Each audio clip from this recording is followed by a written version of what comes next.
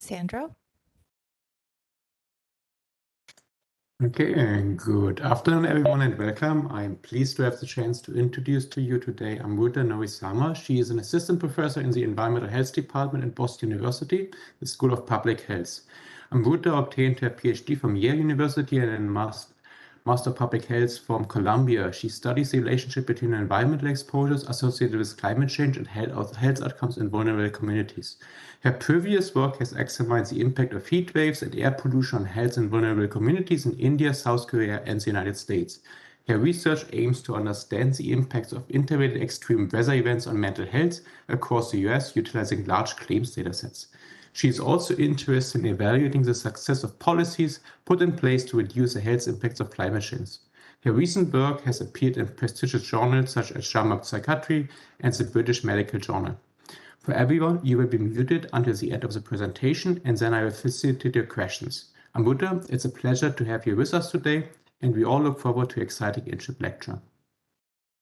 Wonderful. Thank you so much for the kind introduction, and I'm really excited to be speaking with you today to tell you a little bit about my work understanding the physical and mental health impacts of climate-related exposures.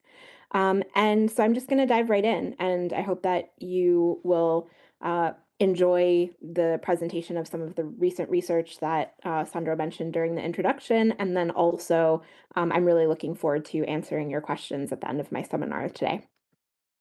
So I always like to start off with this figure. I don't know that I need to convince anyone that climate change is a threat to human health, but this figure from the CDC's third national climate assessment, which is a few years old at this point, I feel that it does a really good job of describing all of the interrelated ways in which climate change is a threat to human health.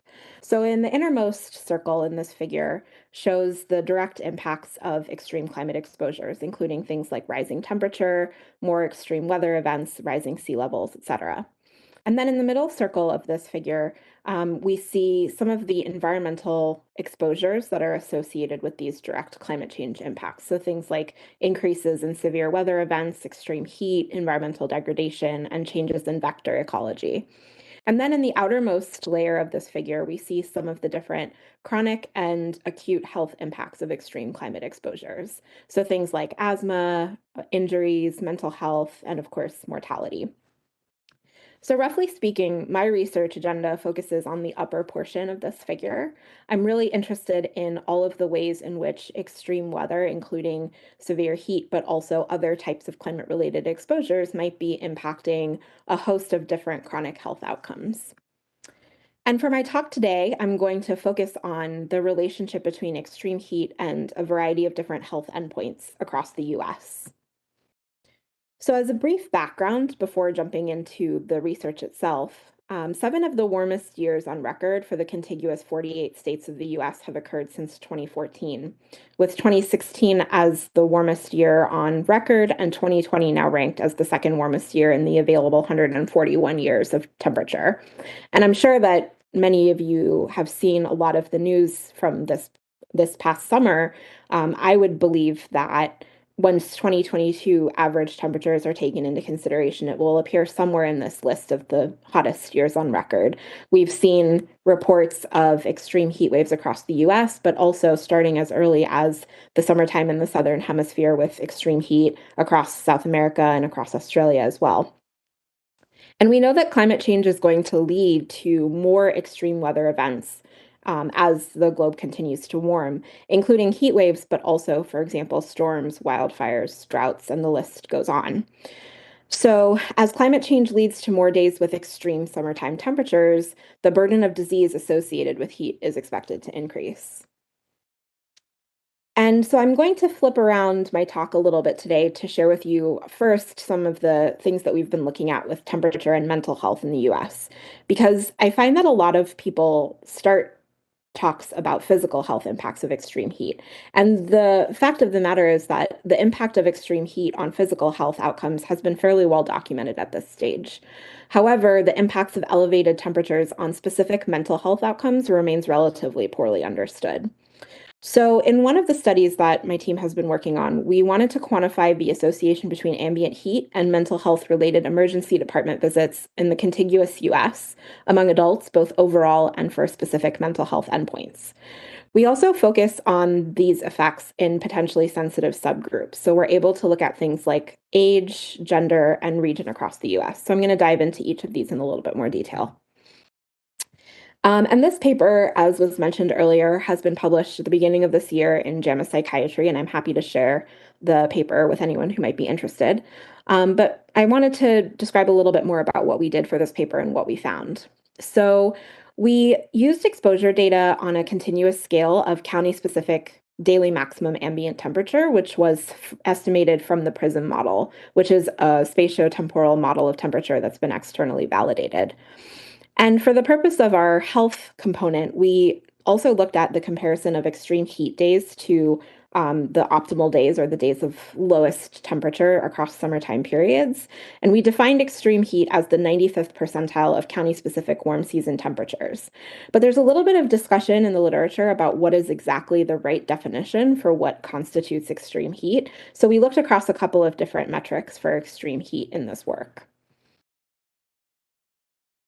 And so I wanted to show you a little bit about what the temperature distribution looks like across the US in this data set. So here I show the 95th percentile of daily temperature at the county level across the US, and the regions that are outlined in purple are the different climate assessment regions. And what we see from this is that the US is a very climatologically diverse and heterogeneous area. So the 95th percentile of daily maximum temperature in different parts of the US may be anywhere between 90 degrees Fahrenheit or over 97.5 degrees Fahrenheit, which I think has meaningful implications for what we can expect the health outcomes to be that are associated with those higher end of exposures. For outcomes, we have approximately 3.5 million emergency department visits for mental health among 2.2 million unique individuals. All of these are either a primary or secondary discharge psychiatric diagnosis, and this is from the Optum Labs data warehouse, which is a database of commercial and Medicare Advantage health insurance from a commercial provider. We limited our analysis to adults aged 18 years or older, and it's across a little under 2,800 US counties. So what this is, it represents a de-identified longitudinal health data set on enrollees and patients, representing a diverse mixture of ages, ethnicities, and geographies throughout the contiguous US.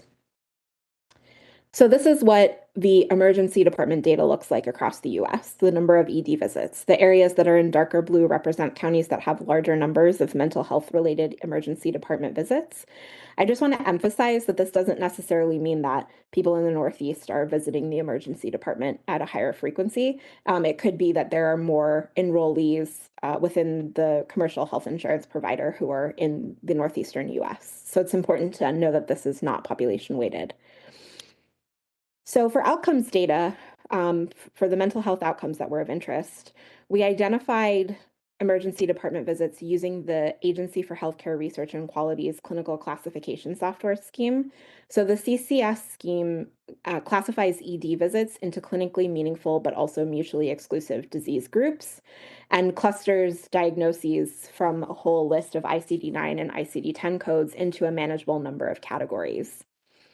And we identified the disease groups that were relevant for mental health outcomes. So from the list of generally looked at mental health outcomes, we excluded screening codes because those tend to have a very different process compared with diagnostic codes.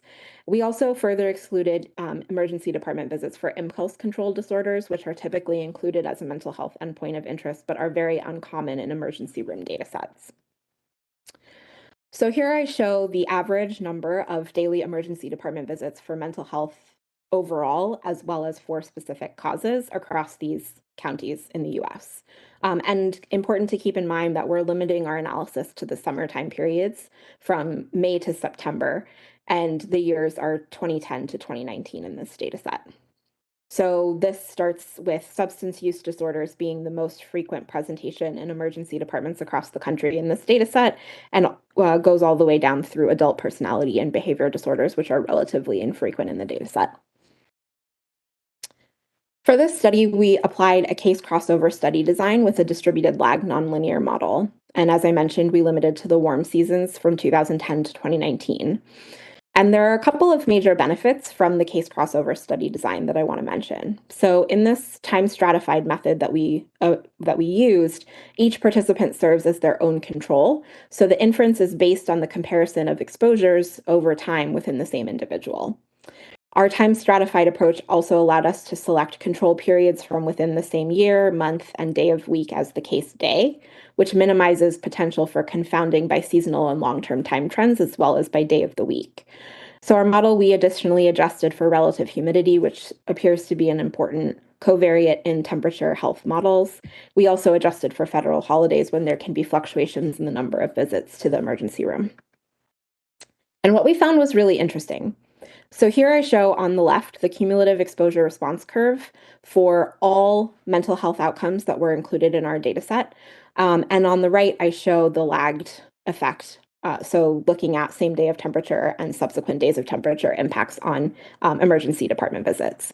And what we found is that as temperatures increase, the corresponding rates of emergency department visits for mental health increase as well. And this is fairly linear and fairly consistent across the temperature distribution. And it also held true with this linear increase for mental health related emergency department visits across all of these different mental health endpoints that we looked at, including substance use disorders, anxiety and stress disorders, mood disorders, schizophrenia, self-harm, and childhood onset emotional and personality behavioral disorders. And this is very interesting. We see similar linear increases across the temperature distribution, across all of these variety of different mental health endpoints that may have very different biological mechanisms. Similar to what we saw for the overall mental health, when we look at the time course of association, it seems like there's very little lag between the impact of temperature and the impact and the outcome of emergency department visits for mental health. Most of the increase in the rates of emergency department visits are on either the same day or maybe the day following extreme temperatures.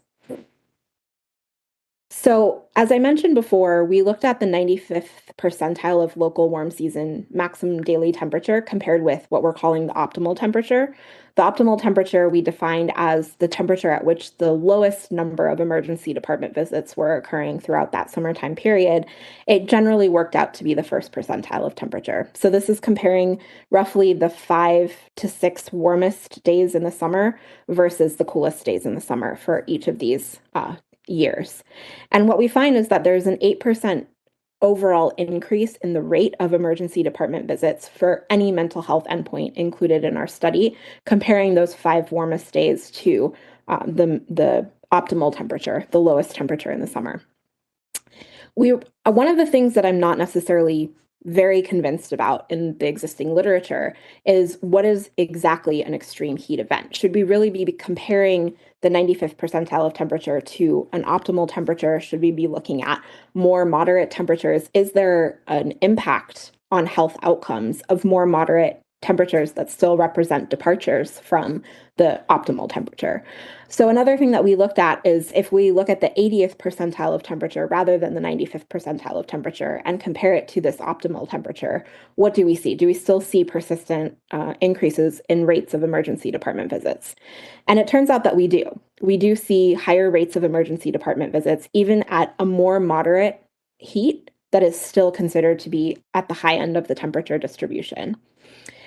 And as I mentioned in the presentation of the cumulative risk curves, we do see increases in rates of emergency department visits, not just for overall mental health, but also for this host of different mental health endpoints, showing here that the rates of emergency visits, for example, for childhood onset behavioral disorders is almost 11%, comparing the 95th percentile of temperature days to the coolest days. So this was very striking. We also looked at potential for heterogeneity in these health effects among vulnerable subpopulations. So in a lot of the literature around the physical health outcomes that are associated with extreme heat, we do see that elderly populations are much more vulnerable to adverse physical health during extreme heat periods than younger populations. But we didn't see evidence of heterogeneity in the health effects of extreme heat for mental health by age group. We did, however, see that men were slightly more likely to visit the emergency department during extreme heat days compared with women. And we also saw dramatic differences in the rates of emergency department visits looking across the US.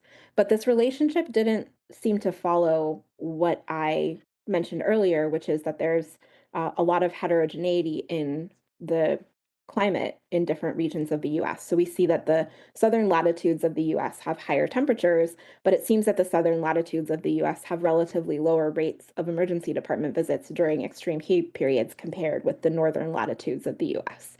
And this was really striking for us. So why is it that more people are visiting the emergency department for mental health in the northern parts of the US where the temperatures might be relatively milder? So I think this is important to think through from the perspective of adaptation of different communities to different levels of extreme heat and different already existing resilience within communities. So in the northern US, for example, there's much lower rates of air conditioning penetration in different urban environments. And we think that this may be an important factor in why people are visiting emergency departments at higher rates for mental health in the northern parts of the states. So another question that we wanted to talk about is what are some of the potential pathways? So we know that exogenous stressors exacerbate existing mental health conditions. And we think that heat might be one of these external factors that is exacerbating people's existing mental health conditions. This is supported by our finding in this research that heat was associated with a similar increase in the rate of emergency department visits across this variety of different mental health conditions. As I said, this is consistent with heat as an external stressor that's not specific to any given mental health condition, but is instead causing increases in ill health across all of these different pathways.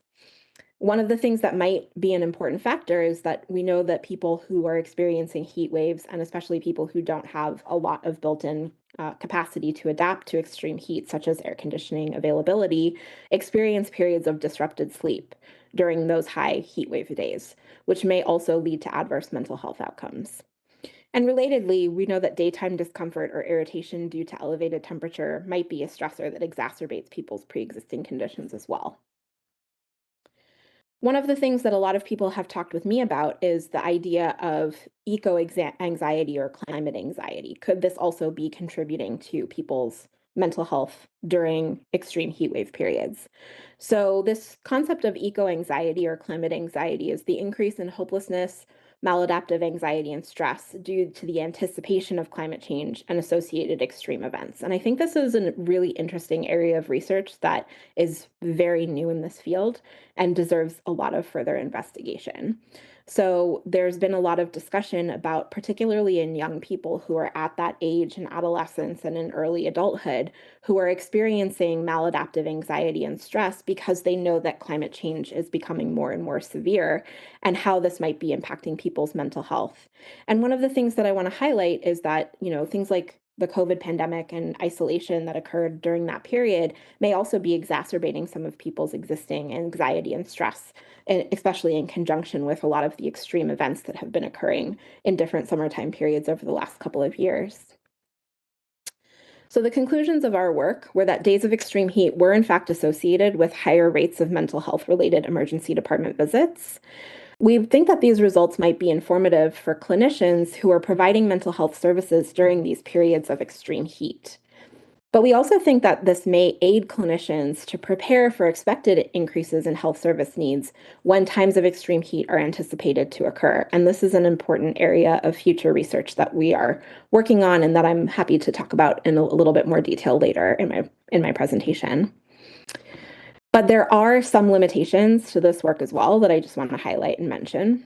There are some issues with causal interpretations associated with this case crossover study design, particularly the potential presence for bias. We also focus on emergency department visits because that's what we have access to from the health insurance claims data. But we are missing a lot of less severe presentations of adverse mental health outcomes in which a person may or may not ever come into contact with a clinical setting. And one of the important things within this research is that our ability to assess vulnerable subpopulations is limited by the information that we have at the individual level for these claims data. So de-identified claims data don't include individual markers, including things like race and ethnicity, socioeconomic status, occupation, and time activity patterns. But another thing that we should keep in mind is that this is a data set of commercial insurance. So we're also missing the population of people who are uninsured or who are on publicly available insurance, other than Medicare Advantage, which is a commercial add-on to existing Medicare. And finally, I want to mention that we didn't consider other meteorological characteristics that might be important for people's mental health. It might not just be the extreme temperature. There might be other things about a day that has a heat wave warning or is an extremely hot day that might be an important predictor of mental health as well.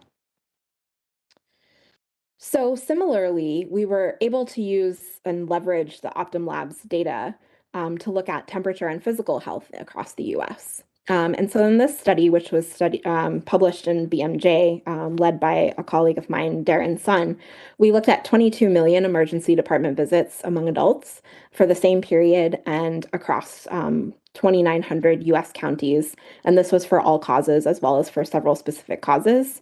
Again, we leveraged the PRISM dataset and the case crossover study design for this research. And here I show the number of emergency department visits in the bottom panel and the 95th percentile of temperature in the top panel, which looks very similar to the figure that I presented earlier. We have more counties with data in this analysis because we have all causes across all physical health endpoints, as well as, including the same time period for the study, the mental health study. And we've similarly found increases in the rates of emergency department visits for several health endpoints, physical health endpoints that I want to mention. So one of the things that we see here is a very sharp increase in the rates or the odds of emergency department visits for heat-related illness. And I think that this is a really interesting area of research that we're looking at methods to kind of dive into a little bit deeper, because one of the things that we don't know is the causality of this relationship between extreme heat and heat-related illness. So one of the things that I've been really interested in is, are more people visiting the emergency department for heat-related illness because it is hot outside, or are more people getting listed with a heat-related illness diagnosis because physicians and clinicians know that it's hot outside? So I think this is an area that deserves a little bit of further research, and not to suggest that there aren't increased rates of emergency department visits for heat-related illness, but I think it's important to understand what are those mechanisms and how are they getting reflected in the data that we have access to. But I do think that there is an increase in illness associated with extreme temperatures, and this is supported by the fact that rates or odds of emergency department visits for all causes increased as temperature increased. But we also see increases for things like renal insufficiency, renal disease, which can be associated with underlying issues like dehydration. Again, this paper looked at mental disorders as well, did not parse out those mental health outcomes into different categories, but looked at mental disorders as a whole. And so we do still see those consistent increases in the rates of emergency department visits in this study as well. So I want to spend a little bit of time talking about also the future research directions. So I'm really interested in what are the biological mechanisms that lead to adverse mental health as a result of extreme climate exposures. I'd like to incorporate the consideration of additional meteorological characteristics, including things like cloud cover and precipitation, which might have very different meaning depending on whether you're looking at physical health or whether you're looking at mental health. I'm also interested in looking at the co-occurrence of hazards that are associated with climate.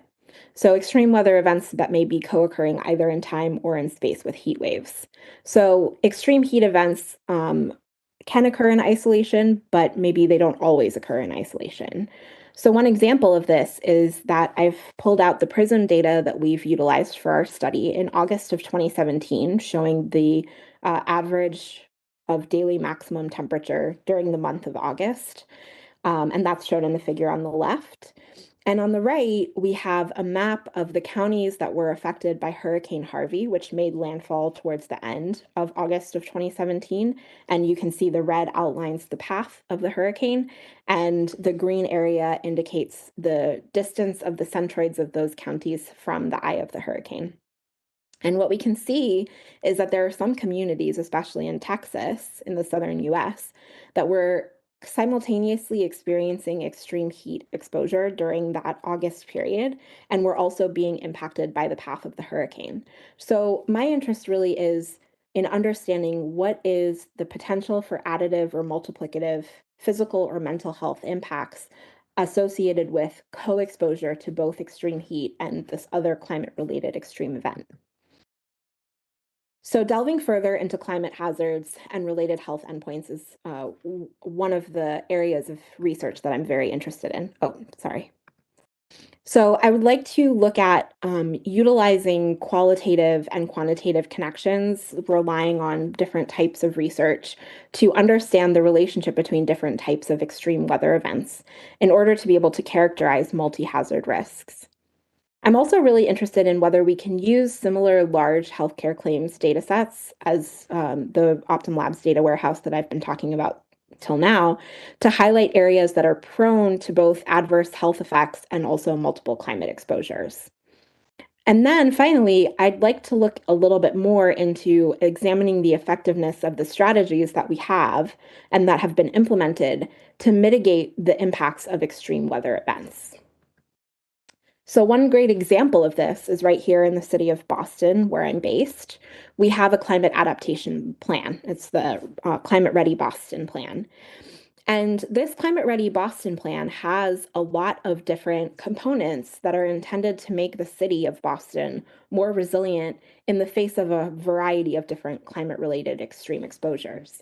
Everything from looking at flood barriers in the downtown harbor area, also education and engagement initiatives to reach out to vulnerable populations, climate zoning and green infrastructure, urban design, and then also things like solar panels and other types of infrastructure to reduce the fossil fuel participation in the energy grid.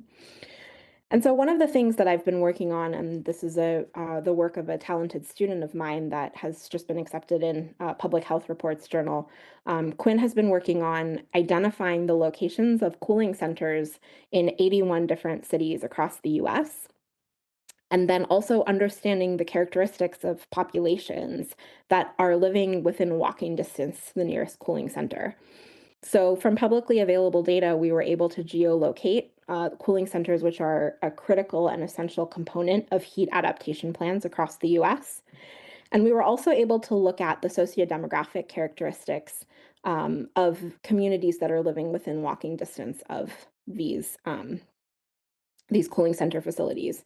And what we found is that by and large, the communities that live within walking distance of the nearest cooling center do represent more vulnerable populations. They tend to be slightly older. They tend to be more population living below the poverty level. They tend to be people who have lower levels of completed education. But one of the most important takeaways that I think we found in this study is that the populations overall that are served by cooling centers as a part of these heat adaptation plans across the country, the actual number of people who are being served by these cooling centers is relatively quite low if you look at access just based on proximity. So one of the next things that we're trying to assess and understand is what is the relationship between proximity-based access to cooling centers and actual barriers to access. Do all of the vulnerable populations who live within walking distance of the nearest cooling center believe that they actually have this resource and know about it and are able to utilize it during periods of extreme heat? Another project that I'm really excited about with a collaborator, Rachel Obloth, who's faculty member at the Boston Medical Center, is leveraging a very local data resource called the Boston Emergency Services Team. So BEST is a provider for mental health crises. It's a call center that's located in Boston, and it is primarily geared towards serving patients who are on publicly available insurance or who are uninsured. So this is a really exciting up and coming project for us. We have access to information about where these patients were picked up when they called into the Boston Emergency Services Team for medical care, and also if they walked into an emergency department. There are 3 emergency departments around Boston that have clinicians who are trained to handle mental health crises who are part of the Boston Emergency Services Team clinicians. And the exciting thing about this data set is that, as I mentioned earlier, when we look across these large health insurance claims data around the US, we're relying on understanding people who have access to commercial insurance. But the Boston Emergency Services Team data, by comparison, has access to a lot of vulnerable populations. So people who are on publicly available insurance, people who don't have insurance and who are using the emergency department as kind of primary care and prevention for themselves. Also, 30% of the population served by BEST since 2008 has been among people who are currently experiencing homelessness at the time that they encountered the care system. So we're really excited to understand the relationship between extreme heat and mental health within this very vulnerable population around Boston. So here in the map on the left, I show the mobile team encounters for Boston residents by zip code. And also on the right, I show our Climate Ready Boston Map Explorer of daily average summertime temperatures in East Boston and in the Boston proper area. So again, I want to mention almost 2/3 of encounters with clients in the city of Boston in the BEST data set involve just 4 neighborhoods, including Dorchester, Roxbury, South End, and Mattapan. So these are also areas that have very high concentrations of environmental justice communities. We know that they experience higher than average temperatures due to urban heat island effects. And so we're really excited to try and understand whether some of the health outcomes that we see for mental health within the BEST data can be associated with some of these elevated urban exposures to extreme heat. So I know that we want to leave some healthy time for questions throughout the rest of the session. So I just want to take a moment to acknowledge the collaborators for this work, including especially the students who have been leading the charge on a lot of subsequent research that's happening with extreme heat and physical and mental health in my group and in several other groups at BU. And with that, I also just want to mention early in the summer of this year, we started our new Center for Climate Change and Health based at Boston University School of Public Health. So on the left is the information for our landing page, and on the right, feel free to join our listserv to learn about these papers and other types of work that are coming out of the Center for Climate and Health. So with that, I'll just end and turn it over to questions. Thank you so much for this very exciting presentation. Are there any questions from the audience?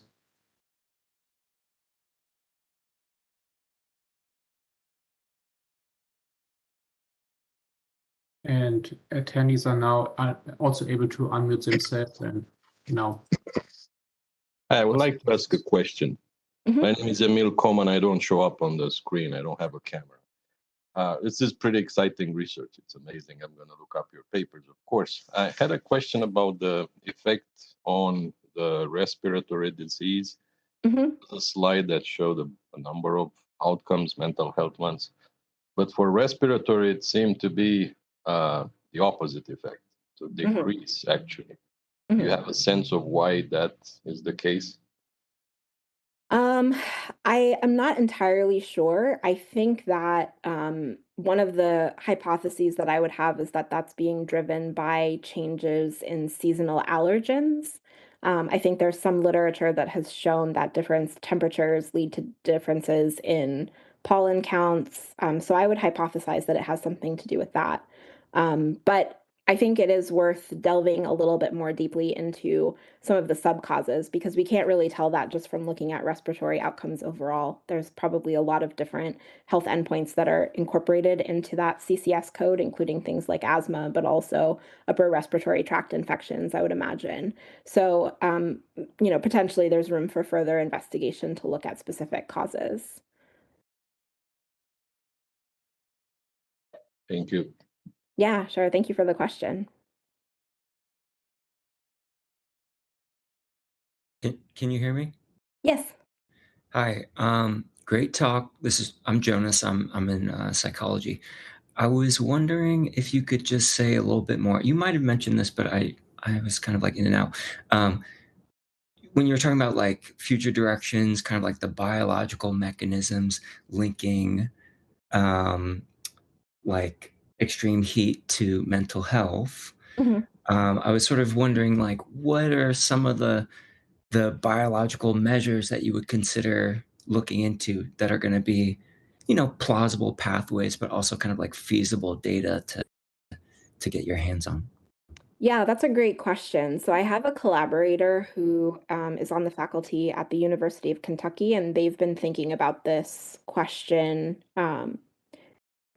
about sleep deprivation. And so I think they're working on putting together some information to build out a sleep lab, not primarily for the purpose of looking at climate exposures. I think they have some chemical exposures that they're really interested in.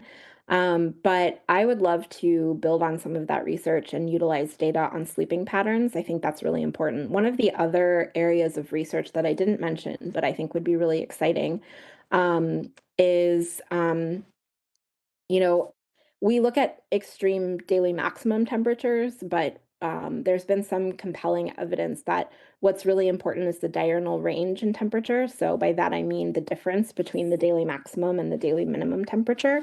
So it turns out that if there are extended periods of extreme heat where there's no subsequent cool off period at night, that might also be more impactful for mental health outcomes rather than periods that have extreme heat during the day but have a substantial cooling off period at night. And so, I think that there's really interesting from the exposure perspective. I know you mentioned the biological mechanisms, but I think there's still interesting exposure questions to be answered. So which of these exposures is really the most relevant to the health endpoints? And then I think things like, number of hours of sleep and whether or not people's sleep cycles are changing. I think that would be a really interesting question to look at from the mental health perspective. Is this truly a biological pathway that would explain the results that we're seeing across all of these different mental health endpoints? Thank you. Super, super interesting.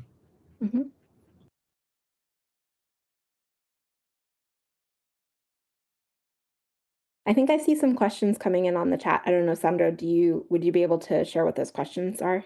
Yeah, just a question came in a minute ago. So there's a question by Alexandra who asked, what would you say is the most important thing to take away from this research in terms of what is important to the general public and what is important in terms of policy?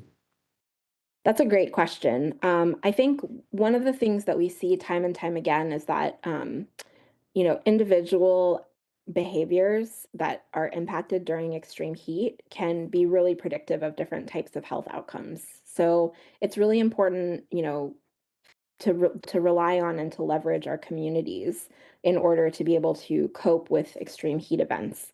And I think that this is really important, especially because we see the mental health impacts of extreme heat. So, a lot of times when we know that people are particularly vulnerable during extreme heat periods, it may be more important to check in on people who are elderly who may experience the physical health impacts of extreme heat exposure, or, friends checking in on friends, neighbors checking in on neighbors, just making sure that the people in your community are doing okay during extreme heat and have the resources that they need to be able to cope. I think that this is one of the best ways for the general public to to help each other kind of get through these more extreme heat wave periods that we might expect even in the future to be occurring. And then, we're hoping that these results are really relevant for clinicians. When I've shared some of these results in different settings, I've gotten some mixed reactions from different clinicians.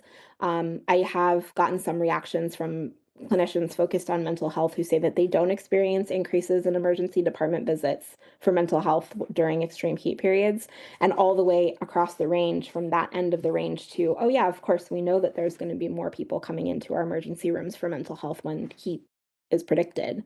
And so I think that hopefully documenting that this is a relationship that exists and that needs to be taken into consideration can help with things like managing staffing needs and resource needs during extreme heat periods, both for mental health as well as for physical health.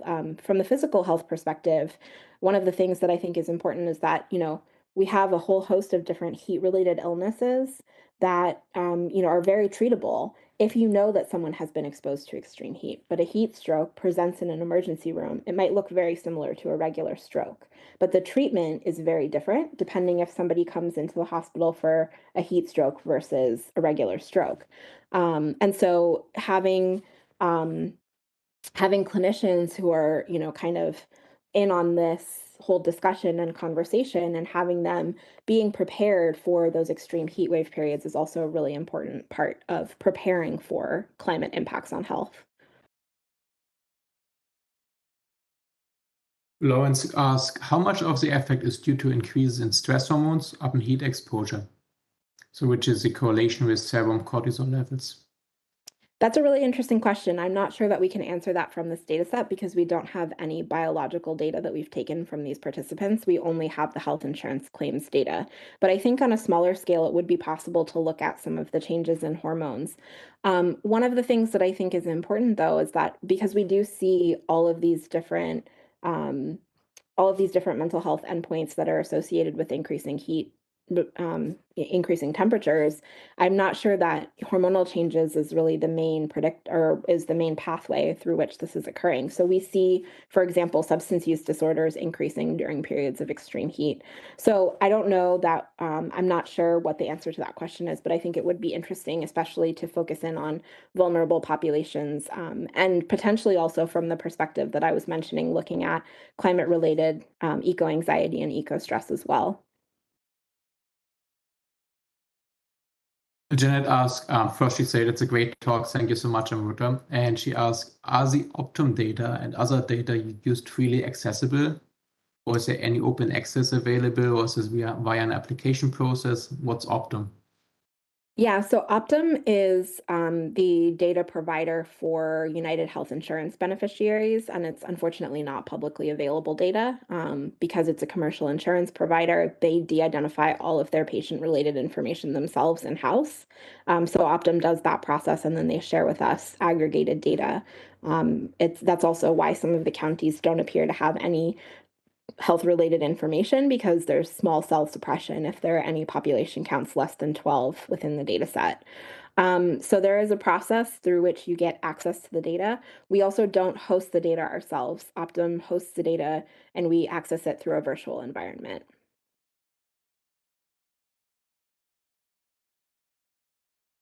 But the other, several of the other projects that I mentioned, the data are publicly available. So for example, looking at the impacts of the, or the locations of cooling centers and the sociodemographic data associated. So for that project, we did collect publicly available information from local heat adaptation plans, and that's all available online. You can find the locations of cooling centers. You can find other types of information about local heat adaptation strategies. And for the sociodemographic information there, we just use the census data tables that's available from ACS. So you can download that information, and that is publicly available on the ACS website. It's the American Community Surveys. It's based on census data.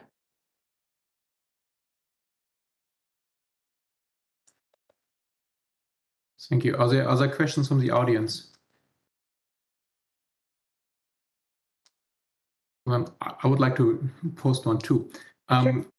For your initial paper that you presented, where you looked into the mental health implications of heat stress, how do you deal with concerns about technological adoption, climate, air conditioning, all these strategies that actually come in place in many states and have been used for a long time? Would that lead to an overestimation, underestimation of your effects, because you find a very linear relationship between heat and mental health concerns, basically? Yeah, so I think that because of the time stratified case crossover design, I think that a lot of those issues should be taken care of because we're looking at changes in exposure within the same individual. So unless the person moved to somewhere extremely different, but also people's exposure is based on their home location. So we don't know where exactly people live, but we do know their zip code of residence. So as long as we're assuming that people aren't moving around on a very frequent basis, like within the same 1 month period, because we're looking at the relationship between exposure and outcome within the same individual over time. And we're also looking both so it's any week within the same month. So the way that time stratified design works is that if a person visited the emergency department on a Monday, we're comparing the temperature for every Monday within the same month with the temperature on the day that they visited the emergency department. So hopefully a lot of those issues would be controlled for. In terms of the larger variation in the distribution of different heat adaptation strategies, we hope to capture that by looking at these vulnerable subgroups. So we did look at heterogeneity, as I mentioned, across the region. But I think your point is well taken. There could be different heat adaptation strategies by city. There could be different technological advancements that are used to cope with extreme heat by city. And so I think that's part of the ongoing research is what are the strategies that have been implemented in different parts of the US, in different cities, in different communities, and what are the populations that are receiving the benefits of those strategies, but also who are the people who could benefit from additional planning and implementation? So that's a really great question. And I think it's a part of the ongoing work. And, several of the research pieces that I've published in the last few years have looked at exactly that. How do we examine the effectiveness of heat adaptation strategies and look at the implementation of those programs across the country? Great, thank you so much. Are there any other questions from the audience? Feel free to post them into the chat box or just, raise your hand or speak freely.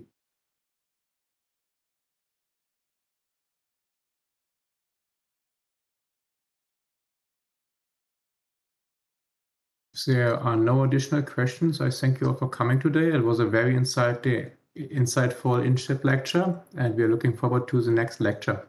Thank you, everyone. Thank you, Amruta, for coming today. Thank you so much for having me. Thank you.